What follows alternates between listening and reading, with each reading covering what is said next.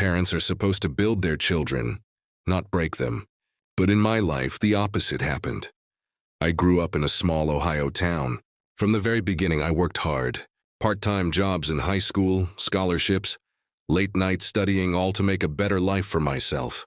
By the time I was 28, I had built a thriving real estate business worth millions. I bought a house by the lake, drove a brand new Tesla, and finally felt like I'd made it. But success attracts greed, and sometimes the greed comes from the people you trust most. My parents had never been supportive. Growing up, they mocked my dreams. When I stayed late in the library, my dad sneered, "Books won't put food on the table." When I skipped parties to work, my mom rolled her eyes, saying, "You think you're better than us." Still, I never stopped loving them.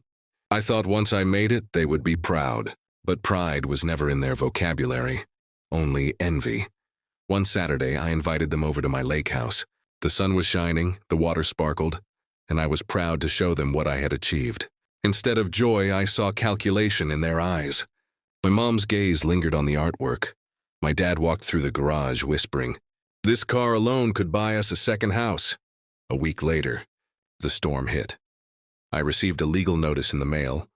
My own parents had filed a claim against me, saying part of my business profits belonged to them.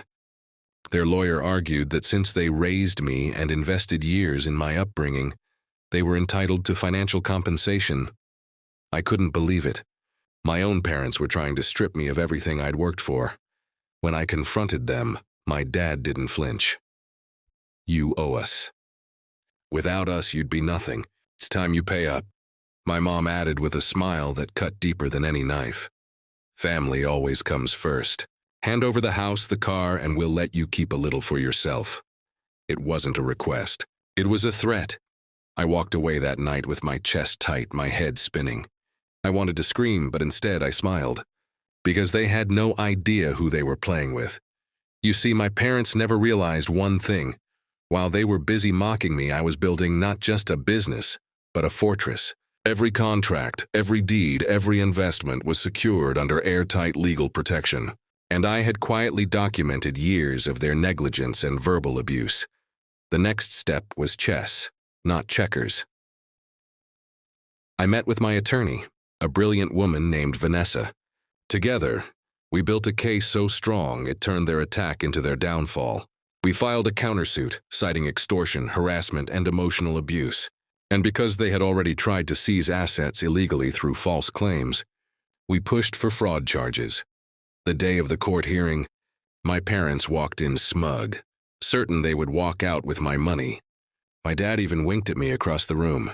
But the moment Vanessa laid out the evidence, recordings, documents, witnesses from my childhood who testified to their neglect, the smirks vanished. The judge's gavel hit like thunder. Their case was dismissed, and my countersuit proceeded. Suddenly, they weren't predators anymore. They were defendants facing potential jail time. By the end of that month, my parents weren't counting my money. They were counting the days until their court fines were due. Their bank accounts were drained, their reputation destroyed in the very town they once ruled with gossip. But here's where it gets better. With the damages I won from the case, I didn't just keep my business. I expanded it.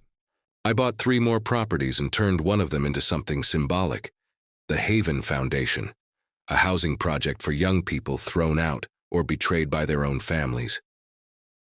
Every brick, every wall, every light in that building screamed one message: you are not alone.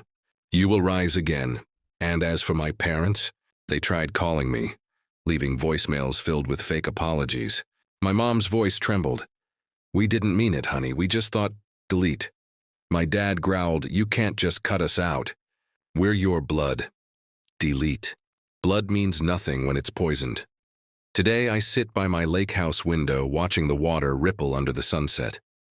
I sip my wine, laugh with real friends who feel more like family than my own ever did, and I remind myself, betrayal doesn't always come from enemies. Sometimes it wears the face of a parent. But here's the truth. Survival isn't just about living.